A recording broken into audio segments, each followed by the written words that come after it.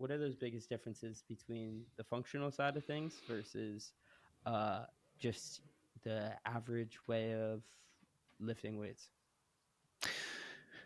I would say that, um, bodybuilding to me is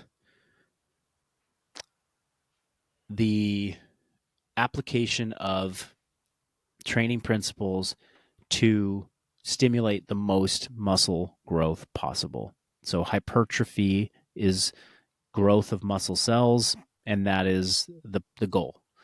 What can we do to make the muscles grow?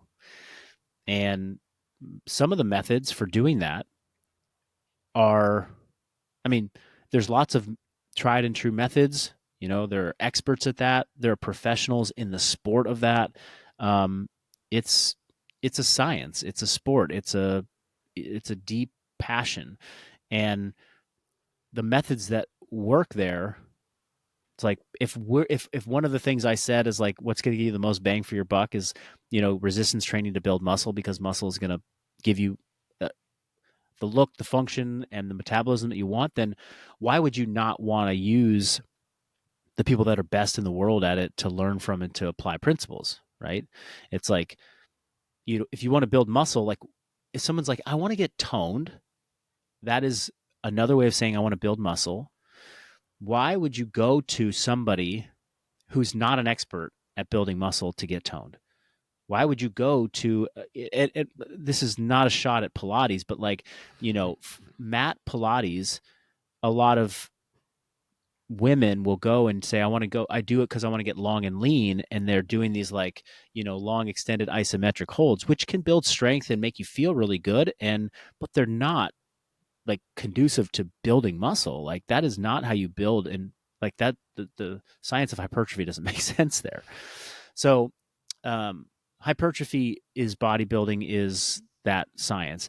Now, if you look at somebody who has taken that to the extreme and built the most muscle on the human frame possible, and you evaluate how they move and their cardiovascular output, their work capacity, um, and the the breadth of their movement capabilities, like the skills that they have, uh, it's not exceptional, right? So like Chris Bumstead, who's like the best bodybuilder in the world, like his aerobic capacity is not great. It's not exceptional. He's got a sports background, so he's pretty athletic. But at this point, like, could he do very athletic things? No, because he's taken like he's taken the thing to the extreme. Mm-hmm. And when you take anything to extreme, you leave out the opportunity to do something else. Um, you know, could he perform high like a wide variety of movements? Does he have the flexibility and the mobility to do that? Um, you know, the answer is like no relative to other people. So Mm-hmm. I'm like, okay, there's that. And then you look over at like I come from a CrossFit background. It's like, what did CrossFitters do? Like, well, we had a tremendous amount of aerobic capacity, a lot of work capacity, like, so I could do a lot of work in a short amount of time, which requires, cardiorespiratory fitness on top of strength, on top of, muscle endurance. So all these like traits that lended themselves very well to CrossFit. But if you're an elite CrossFitter in the world, like you oftentimes, you'll have a lot of muscle, but you may also give up something by trying to be an elite CrossFitter, which is you're generally overstressed. You're generally you carry a lot of injuries regularly. So there's like a beat down and a burnout that happens. So like, how can I be like a good CrossFitter and have like the skills and the mobility and the range of motion and the capacity, the energy, like the ability to do work, and also have like the muscle building potential of a bodybuilder, but like essentially combine these things, right? I'm giving a super long-winded answer to what functional bodybuilding is, but this is kind of how I kind of see it. It's being a little bit of a jack of all trades, having the ability to, understand how to build muscle, understand how to build aerobic capacity or work capacity, and then really maintain great health in your joints and mobility.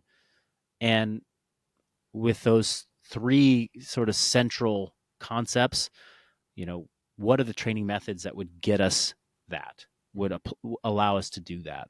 And that's what I've been chasing for, the better part of a decade now. So those things, that would be, so obviously the traditional weightlifting, um, not putting yourself in situations that are going to either get you hurt or uh, just be too much load for the body. Still keeping that aerobic base and Mm-hmm. making sure we're getting our steps in and our cardio up. And then it would be some of the um, like mobility side of things. What is that Yeah, piece of the that puzzle? to me, that piece of the puzzle is exploring movement. So, it's like coming into the gym and squatting super heavy with the goal of like creating a lot of tension in the legs and the trunk so that you can, stimulate them to grow, versus coming to the gym and performing, a type of squat where I know you're not going to be able to squat a lot of weight. An example would be a Cossack squat. This is like an exercise where you kind of do like a lateral lunge. You go into like a deep squat on one leg. It's part mobility, it's part range of motion, it's part strength training, it's part unilateral. It's sort of like this yoga meets strength meets, kind of playtime stretching. Um, and if you ask me like, hey, what's the best way to build strength muscle in your legs, I would not, you're not seeing Chris Bumstead do Cossack squats to grow his quads, right? But I do a heavy squat or a heavy leg press, and then as my accessory movement, I go do Mm. Cossack squats. Okay, I'm still getting some muscle growth or stimulation, some strength benefits there, but I'm getting this like added mobility. I'm taking my hip through a really great deep range of motion. I'm maintaining health in my ankles and my knees and my hips and low back. I'm working on balance and stability. You know, um, there's there so there that's like, you know movement quality, movement capacity, skill, and it's sort of like, okay, well, if I dedicate to doing that, that's one exercise. I mean, you only got time to do, let's say, 6 to 8 exercises in the gym a day. So I've taken one and I dedicated to doing something that wasn't the best way to build muscle. It built other characteristics. And so it's a conscious choice to say, I have to fill this is my bucket. I only got these 6 to 8 exercises I'm going to do each day. There's a certain balance and a blend of how many I'm going to do that are here to like push my intensity the highest, and how many are here to like explore my mobility and get me into new positions and work on my hip strength and my balance, and then which ones are here for aerobic work and capacity, you know and so it's this juggle of like, there's only so many hours in a week to train. Where are you going to dedicate your time? If I just came in and I did heavy leg press, then heavy squats, then I did heavy lunges, and then I did heavy leg extensions, and that was all I did, I would build a ton of muscle. It would be super intense, and it would definitely move the needle. And then where in my training program am I adding in some of these other movements to help me maintain great range of motion, mobility, or like the alternative for somebody's like, oh, I'm going to go stretch an hour at home. It's like, okay, well, now you're just adding hours to your day to try and do it all. Yeah, when I trained for CrossFit, I trained 3 to 4 hours a day. I did an hour of weightlifting, Olympic lifting. I did, an hour and a half of just straight up cardio. I did gymnastics. I did all this, I stretched, like I did all the stuff, but nobody's got time for that, Mm-hmm. So how do we bring those things into, comprehensive training method and program. That's what functional bodybuilding is to me.